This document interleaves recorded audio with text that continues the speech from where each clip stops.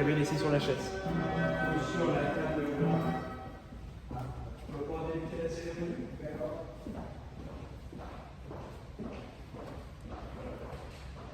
C'est bon pour vous? Oui. J'ai le plaisir d'être à ça.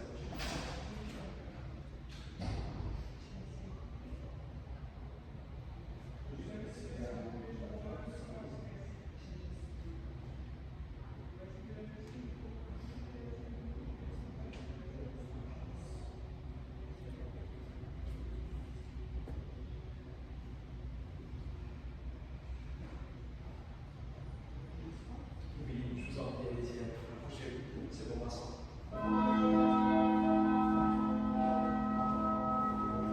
Allez-y, installez-vous.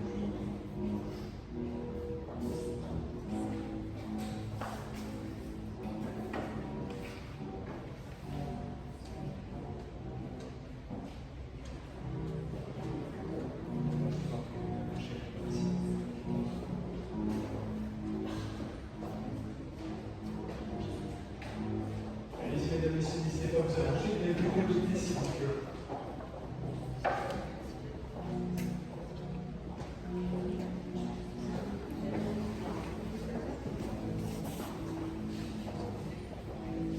Allez-y, mesdames, messieurs, n'hésitez pas à vous approcher, vous avez plus compliqué s'il vous plaît.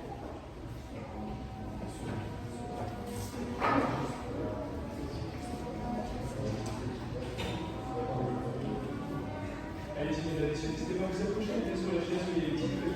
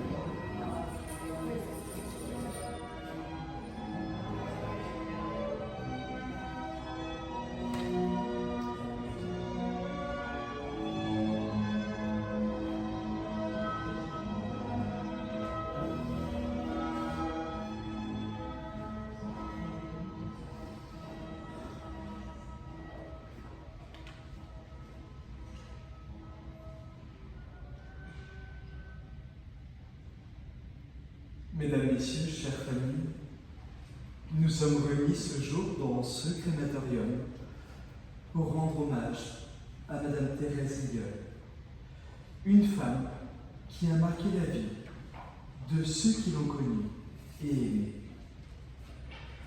Nous allons aujourd'hui célébrer sa mémoire en partageant des souvenirs et honorer la personne qu'elle a été.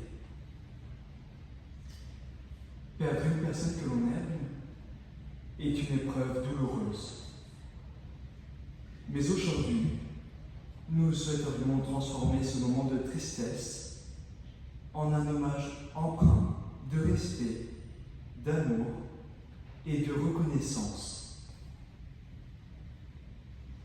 Thérèse était une femme exceptionnelle dont la vie mérite d'être célébrée. Que cette cérémonie soit l'occasion de vous souvenir d'elle, de son sourire, de ses gestes, mais surtout de son amour.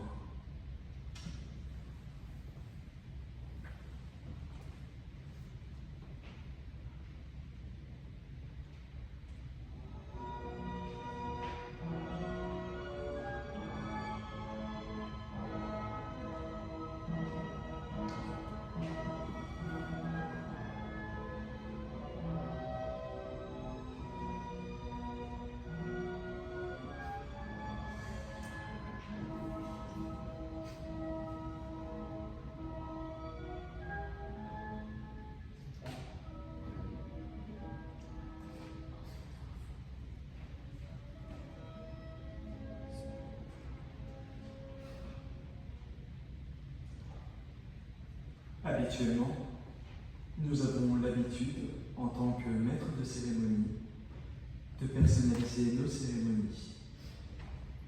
Mais aujourd'hui, je vais laisser ma place à son fils, Yves-Marie, qui va vous parler de sa maman.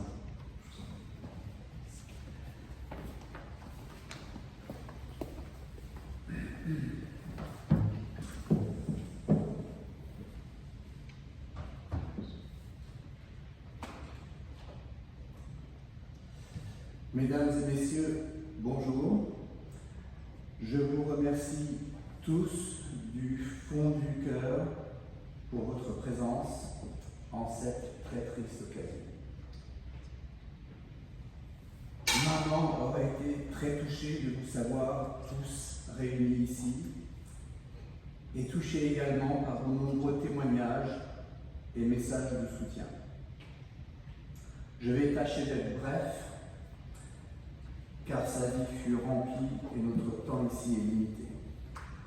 Je vais me contenter de commenter sur les différentes années de sa vie, en y ajoutant quelques détails, sans embellissement. Ils ne sont pas nécessaires. Vous pouvez suivre la chronologie dans la petite brochure. Tout commence donc pour Thérèse le 15 avril 1940. La seconde fille de Roland et Béatrice, et une petite sœur pour Christiane. L'ennemi est aux portes de Paris et Thérèse et sa maman sautent sur le dernier bateau pour l'Angleterre. Thérèse, rebaptisée Terry dès son arrivée, un nom masculin en anglais qu'elle gardera, un signe à Vancouver peut-être, passe les 5-6 années suivantes dans différents établissements du sud de l'Angleterre, sa maman travaillant à Londres pour la BBC. De retour à Paris en 1946, elle ne parle pas un mot de français. Et lors de son premier jour de classe, son père, qu'elle vient à peine de découvrir, lui conseille de répondre oui à toute question posée. Bien évidemment, une petite fille s'approche d'elle à l'école et lui demande comment elle s'appelle. Immédiatement, elle est entourée d'une ronde de petites filles chantant « Elle s'appelle lui, elle s'appelle lui ». Maman m'a également signalé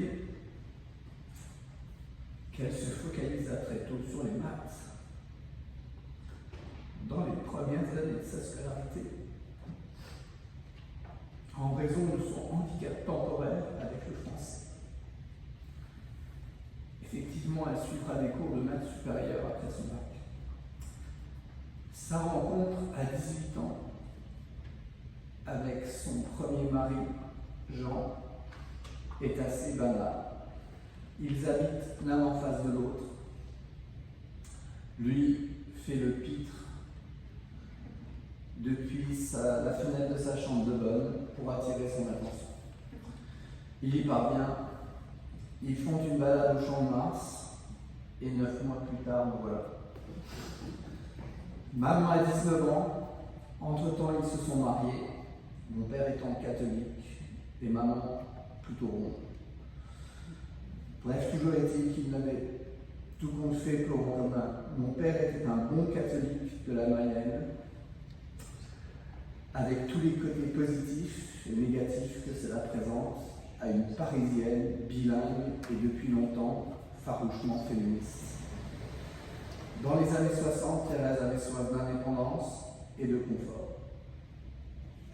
Elle donna des cours de maths à domicile pendant quelques mois, mais me place, moi, très rapidement chez ses parents qui étaient partis prendre leur retraite sur l'île de Wight, en Angleterre.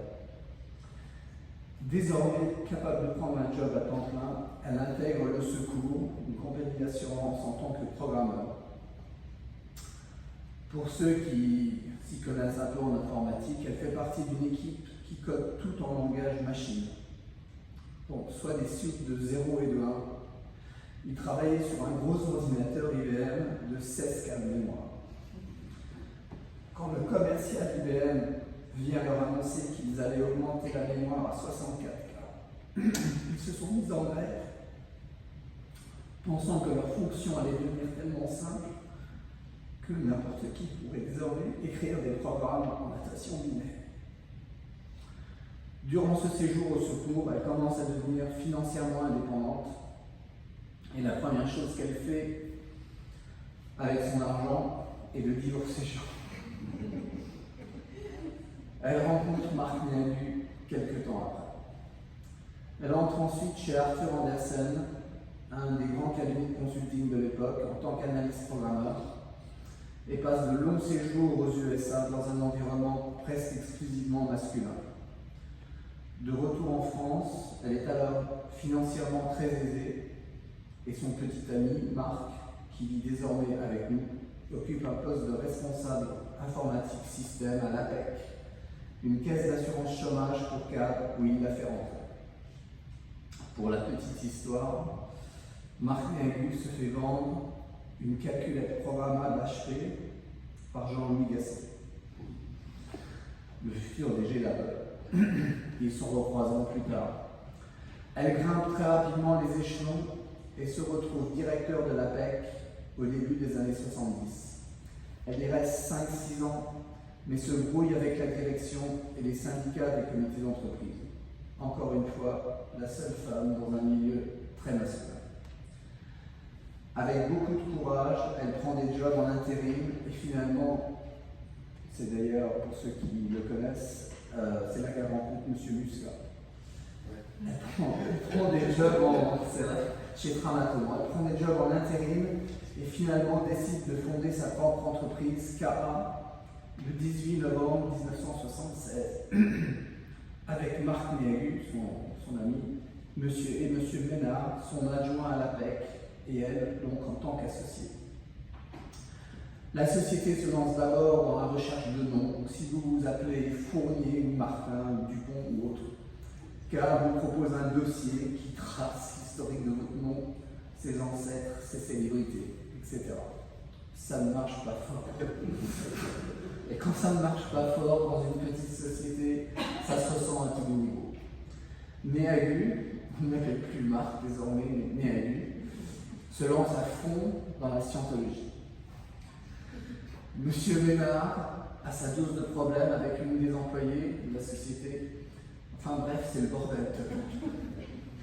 Elle se brouillera plus tard avec ses deux associés, se retrouvera très rapidement avec la quasi-totalité des parts de sa société, mais qui ne valent rien et qui est au bord de la faillite.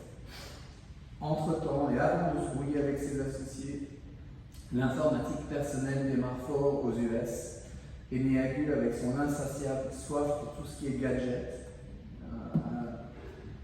quelque chose qu'il n'a pas perdu même dans ses derniers jours, et entre deux séances à 20 000 balles avec les scientologues, dépense ce qui lui reste sur un Apple II. Ouais, c'est grâce à Néagu que, en fait, tout ça s'est passé. Il l'épluche, se rend compte du potentiel et désormais, K laisse tomber la recherche sur les noms et se lance dans ce nouveau créneau porteur qu'est l'informatique personnelle. Peu de temps après, les succès se suivent. K devient un des plus gros revendeurs Apple, puis IBM, puis des succès avec Aware, Omnis, Psion et Atelier. Très rapidement, le groupe K compte plus d'une centaine de salariés et un chiffre d'affaires de plusieurs centaines de millions de francs. Le style de management de Thérèse est directement inspiré de l'ouvrage de Tom Peters, La passion de l'excellence, un ouvrage qu'elle recommande à chaque personne de lire. Certains le mentionnent d'ailleurs dans leurs hommages. Elle applique donc un style de management baladeur, informel, avec quasiment aucune hiérarchie, autre que celle octroyée dans le mérite. Et encore. Dans une période avec des taux de croissance à 2 voire 3 chiffres, ça marche fort. Les nouvelles recrues sont très jeunes, très inexpérimentées pour la plupart, mais pleins d'énergie et d'enthousiasme, et on leur confie des responsabilités très largement au-dessus de leur expérience et compétences. Mais ça marche. Thérèse construit des équipes dynamiques, totalement dévouées au bon fonctionnement de l'entreprise. Il suffit de lire certains des hommages pour le comprendre. Mais, fin des années 90, Internet remet en cause les structures de l'industrie informatique et vient balayer tout ça, sans prévenir. Maman en profite pour rendre ses activités avec plus ou moins de succès. Toujours est-il qu'entre-temps, en 1989, elle s'achète une maison dans la région de Tours, une maison qui s'appelle la Thibaudière. Elle y passe progressivement de plus en plus de temps, puis s'y installe définitivement une fois que ses obligations l'y autorisent. Pendant une courte période, elle est également juge au tribunal de commerce. Elle traite quelques dossiers, mais abandonne assez rapidement. Ne faisant jamais les choses à moitié, elle entreprend des travaux colossaux à la Thibaudière, lui ajoutant une aile complète et un confort typiquement terrible. On imagine passer tout son temps entre son jardin, sa piscine, ses petits-enfants, Victoria, Marie et Claire, qu'elle adorait totalement. Et ses animaux, Choupette, et une quinzaine de chats différents, dont Boogie, son préféré, qu'elle adore également. Le chien ne mange que du filet de bœuf, grillé. Le chat seulement des crevettes roses décortiquées. Elle reçoit aussi beaucoup et adore s'occuper de ses invités en leur préparant des repas dont la plupart se souviennent encore. C'était une excellente cuisinière. Donc on lui imagine une retraite paisible, bien méritée. Eh bien non. Le monde de l'entreprise lui manque et lors d'un séjour chez moi en Grande-Bretagne, elle regarde mon faux feu de cheminée, Odile s'en souvient encore. Elle a fait le tour de tous les magasins de cheminée. Son faux feu de cheminée à gaz et s'extasie devant sa ressemblance avec un vrai feu de cheminée. Et de retour en France, elle prend contact immédiatement avec les constructeurs de foyers à gaz en Hollande et en Belgique, loue un local commercial à Tours, s'associe avec un bricoleur, embauche une secrétaire et c'est reparti. Maman relance une nouvelle entreprise. Elle la fermera quelques années plus tard, sans doute dû à son cancer. En effet, dans les années 2000, elle est frappée d'un cancer du sein dont elle se remettra pleinement quelques années plus tard. Durant ces mêmes années, en 2005, je crois, elle se marie avec Marc Nélu. Qui l'eût cru? Celui-ci ayant enfin laissé tomber la scientologie. Il était un peu particulier comme personnage. Je pense que plusieurs personnes ici peuvent le témoigner. C'était un peu particulier, difficile à supporter parfois. Et leur relation était plus que bizarre, mais ils semblaient s'aimer à leur façon. Elle passera sans doute ses années les plus paisibles entre la fermeture des cheminées à gaz et la vente de sa maison. Là encore, déjà fortement diminuée physiquement, elle entreprend seule devant la Thibaudière, en plein Covid. Elle a réussi à obtenir ce qu'elle en souhaitait et décide de s'installer dans une résidence à Tours de Métis, où elle passera ses derniers jours. Nécessitant de plus en plus de soins au quotidien, Domitis organise un passage temporaire de 15 jours dans un EHPAD. Elle considère que c'est une vraie prison, sentiment qu'elle n'hésita pas à partager avec Mohamed, son chauffeur de taxi préféré. Elle y succombe dans cet EHPAD d'un arrêt cardiaque, 2 jours avant de devoir réintégrer Domitis. Je la comprends. Je crois qu'elle souhaitait partir depuis un moment. Elle souffrait physiquement depuis longtemps, mais son mental semblait tenir le coup.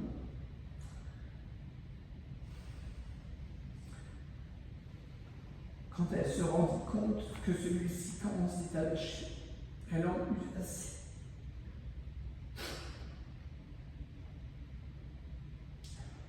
Elle me confia qu'elle regrettait d'avoir vendu sa maison, que c'était une grave erreur et qu'elle le regrettait tous les jours.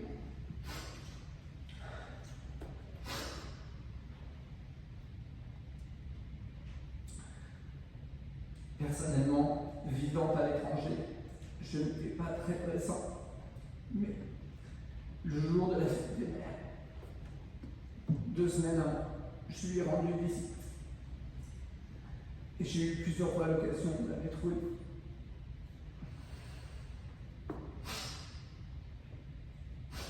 Et de lui dire à quel point je l'aime et l'admirais. Merci.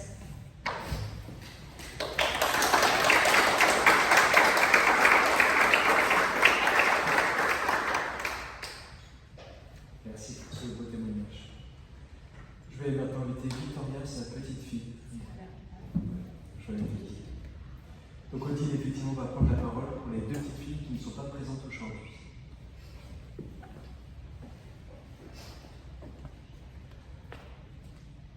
Avant de vous lire mon hommage, j'aimerais vous faire part de celui de mes deux cadettes qui malheureusement ne peuvent venir aujourd'hui. Tout d'abord, Claire. Être la petite fille de Terry m'a appris l'importance de tant de choses. La gentillesse, la générosité, le souci du détail. Mes plus beaux souvenirs d'enfance sont ceux de la Thibaudière, où je passais des heures dans son jardin avec mes sœurs, où je la regardais nourrir les 8 chats qu'elle avait recueillis et soignés, les SDF, elle les appelait, par bonté de cœur. Je la voyais mettre toute sa fierté dans sa cuisine, concocter des repas délicieux et élaborés et dresser les plus belles tables. Elle faisait tout cela, et bien plus encore, tout simplement parce qu'elle était une personne qui se souciait des autres. Nous ne l'oublierons jamais. Quant à Marie, qui habite à Barcelone, en Espagne, avec sa toute jeune famille, elle voulait lui dire le mot suivant. Thérèse, ou Marie Boogie pour nous, Boogie c'était le nom d'un de ses chats, était vraiment unique. Elle était forte et farouchement déterminée, mais aussi gentille, douce et faisait preuve de compassion. Chaque fois que je cherche une source de force, je pense à elle. Nous avons passé tant de moments précieux ensemble et j'ai beaucoup de chance d'être sa petite fille. Nous avons perdu une grande dame. Elle nous manquera terriblement, mais elle ne sera jamais oubliée.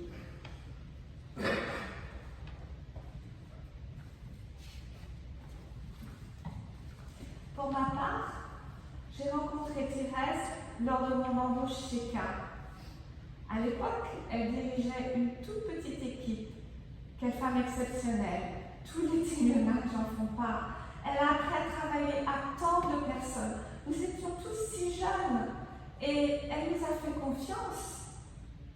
Puis, Madame Riol est devenue Terry, ma belle-mère. Quelle belle fille n'a pas souffert du syndrome de la belle-mère? Certainement pas moi. Nous avons passé beaucoup de temps ensemble lors des vacances scolaires de ces petites filles, et bien souvent me prenait pour sa fille. Elle me considérait comme sa fille. Certes, nous avons déménagé en Angleterre, mais Terry faisait le voyage tous les ans, à Noël, flanquée de Choupette, son chien adoré. Elle arrivait, la voiture chargée des meilleurs produits qu'elle sélectionnait chez ses commerçants favoris. Même les pommes de terre. Elle ne faisait pas confiance aux Anglais pour la nourriture, je pense. Par contre, elle se régalait des magasins d'antiquités et de brocantes anglais. Elle adorait l'argenterie. Elle ramenait ses trésors en France, dans sa belle maison de la Thibaudière. Nous avons passé tant de beaux moments ensemble, autour de ces belles tables, à partager ces délicieux repas, où elle nous racontait toutes ces anecdotes de sa vie exceptionnelle et riche. Terry, vous, je lui disais vous, malgré que c'était ma famille, vous serez toujours là, avec nous. Maintenant, je crois que James fait quelque chose.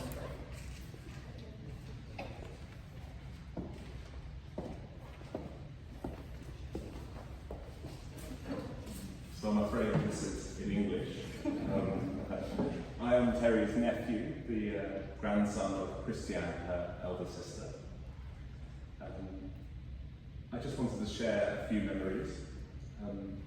My first memory of Terry was at Puck House in the Isle of Wight, where she moved, where Eve-Marie lived for a time, and where they moved to after they left Paris.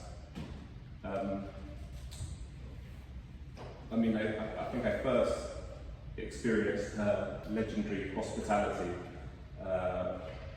and generosity was from 2 summers we spent at La Tavoudière when my mother was ill with cancer. And she wanted to help as best she could. She knew we didn't like nannies, so she found a nanny who she called a games organizer to throw us on the scent. We had treasure hunts where the prizes were genuine treasure. For example, Microsoft Flight Simulator, binoculars, and long-lasting presents that we still have today. She was so thoughtful. It was a marvellous home she created there. She loved wine and never failed in her generosity to guests. When I was living in Paris briefly at university, I regularly went down for a night or 2. To that lovely home she'd made so comfortable and expanded so beautifully. Every time I rewatch the American international crime series 24, I will always think of her, watching 24 by the absurdly large fireplace in her kitchen and also in the salon. It was such a lovely home and full of so many lovely cats. Every time I visited, she knew how much I liked steak and always stocked up with the very best she could find. I always thought it was for me, but then I saw her feeding the very same steak to the dog. We had wonderful wines, and because I was so interested in history and was studying history in Paris, she took me to all the chateaux nearby, Amboise, Chambord, and of course Chenonceau. In her retirement, she'd speak with her sister, my grandmother, almost every day. In English, they both sounded completely identical, and that was such a comfort when my grandmother passed away. They were only 8 years apart, with children not dissimilar ages. But my grandmother was brought up really before the war, whereas Terry was brought up mostly after it. We were always so amazed by her successful professional career and the fact she totally embraced the new computer industry in the 1960s and onwards. I know she had such a love for all her family, and she was so lucky that Eve Marie had 3 lovely girls, and I think 3 great-grandchildren and counting. She constantly talked about her family and granddaughters. And now, when I get back to Paris this afternoon, before I take the Eurostar back to London this evening, I'll go to the same Lacoste shop she used to take me to, where she used to buy me gifts, and fondly remember happier times.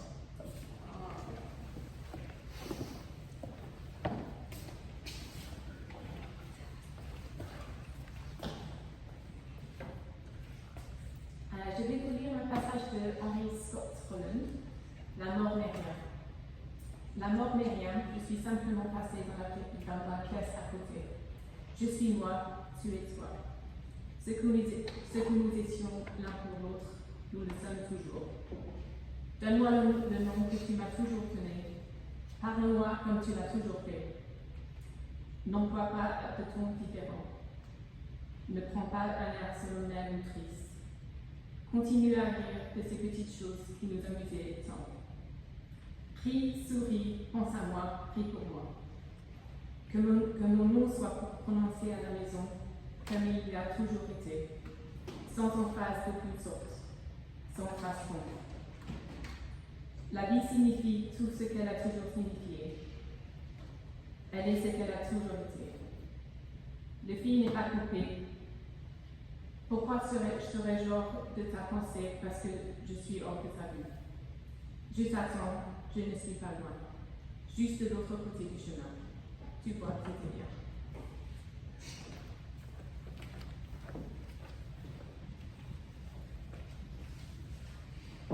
Mesdames, Messieurs, chère famille, dans quelques instants, vous allez pouvoir vous approcher du cercueil de Thérèse afin de faire le geste que vous dictera votre cœur. Vous allez pouvoir poser votre main sur son cercueil comme on pose la main sur l'épaule d'un être cher. Je vous invite tout simplement à faire le geste que vous dictera votre cœur. Nous commencerons par les personnes situées au fond de la salle, puis rang par rang. Pour les personnes qui ne sont pas de la famille, vous retrouverez au fond de la salle de cérémonie des registres de condoléances où vous pourrez inscrire vos noms, adresses et messages de sympathie à la famille. Pour les personnes qui sont de la famille, je vous invite à regagner votre place, s'il vous plaît.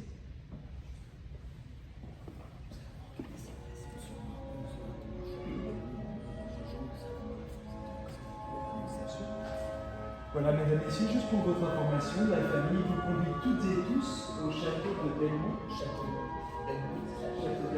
à 11h, où vous êtes toutes et tous conviés. J'invite maintenant les personnes sur le fond de la salle à s'avancer, s'il vous plaît. Merci à vous.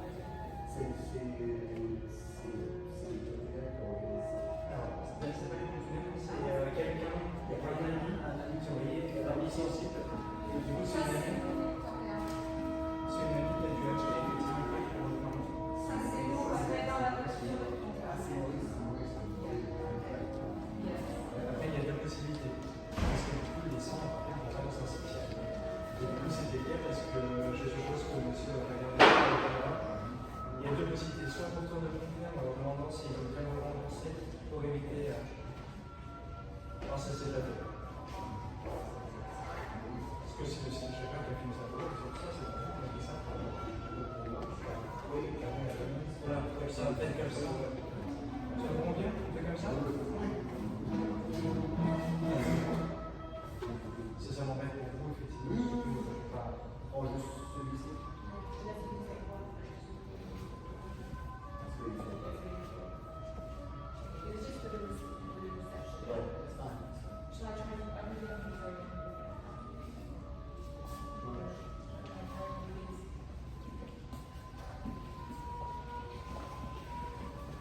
Are you coming to the